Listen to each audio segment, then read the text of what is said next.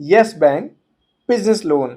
इसका eligibility criteria है कि ये सभी पीपल यस बैंक से बिजनेस लोन के लिए एलिजिबल हो सकते हैं, जो कि एक सेल्फ एम्प्लॉयड पर्सन है, टर्नओवर मिनिमम 1 करोड़ से 150 करोड़ के बीच में है, एज 23 ईयर से 68 ईयर्स के बीच में है और सिबिल स्कोर 650 ईयर्स से ज़्यादा है।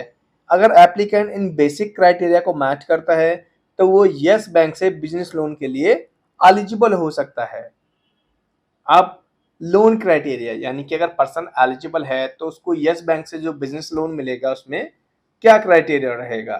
इसमें क्राइटेरिया रहेगा कि loan amount 5 lakh to 50 lakh तक का हो सकता है, rate of interest minimum 16.5% per annum के बेसिस पे रहेगा, लोन टेन्योर 12 मंथ से 36 मंथ तक का हो सकता है और इसके लिए जो बिजनेस है वो आपका मिनिमम 3 ईयर ओल्ड होना चाहिए और अगर इनकेस आप बैंकिंग दिखा रहे हैं तो वो 5 ईयर तक की होनी चाहिए। यस बैंक के केसेस में को बोरोवर मैंडेटरी नहीं होता है और यस बैंक अनसिक्योर्ड ओवरड्राफ्ट भी लिमिट प्रोवाइड नहीं करता है।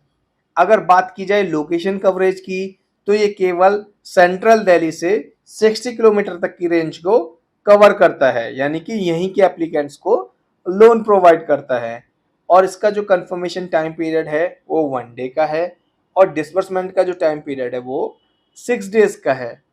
अब कुछ अदर इंपॉर्टेंट पॉइंट्स जैसे कि ओनरशिप प्रूफ, यानी कि एप्लीकेंट जो है उसका ऑफिस या फिर रेजिडेंस दोनों में से कोई एक अपना होना चाहिए। अगर बोथ साइड रेंटेड प्रॉपर्टी है यानी कि ऑफिस भी और रेजिडेंस भी दोनों साइड रेंटेड हैं तो वो यस बैंक के लिए कंसिडर नहीं होंगे। अगर एप्लीकेंट किसी पार्टनरशिप फर्म एलएलपी या कंपनी से बिलोंग करता है तो उसकी शेयर होल्डिंग एटलीस्ट 51% की होनी चाहिए। अब नेगेटिव इंडस्ट्री यानी कि एप्लीकेंट अगर इन इंडस्ट्री से बिलोंग करता है जैसे कि school, advocates, jewellers, share traders, gym, automobile industry, liquor business, hotel and restaurant, aviation sector, travel industry या फिर रियल एस्टेट, तो वो यस बैंक से बिजनेस लोन के लिए एलिजिबल नहीं है। अगर एप्लीकेंट इन डिस्कस क्राइटेरिया को मैच करता है तो वो राफल लोन के थ्रू यस बैंक के बिजनेस लोन के लिए अप्लाई कर सकता है।